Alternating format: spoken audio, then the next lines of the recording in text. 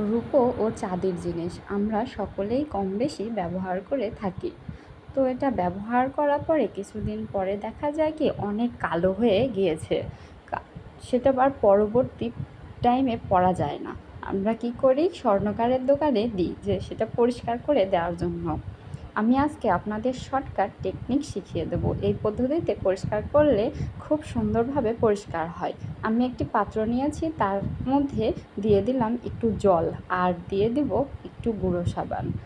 দিয়ে দেওয়ার পরে সেটা একটু মিক্স করে নেওয়ার পরে আমি গ্যাসেতে ওটা ফুটিয়ে নেব।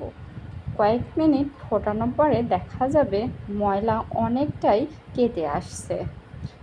কিছুক্ষণ নেড়ে চেড়ে উলট পালট করে দেওয়ার পরে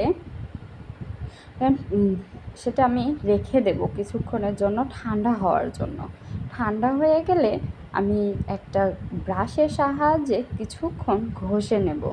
ঘষে নেওয়ার পরে সেটা ঠান্ডা জল দিয়ে ধুয়ে ফেলবো। ধুয়ে ফেলার পরে দেখবেন যে অনেক পরিষ্কার হয়ে গেছে, একদম নতুনের মতো। তো আমার এই টেকনিকটা আপনারা যদি অবলম্বন করেন তাহলে দেখবেন খুব সহজে বাড়িতে বসে রূপো বা চাঁদির জিনিস পরিষ্কার করা যায়। তো যদি ভিডিওটা ভালো লাগে অবশ্যই বাড়িতে একবার ট্রাই করে দেখবেন আপনারা সবাই।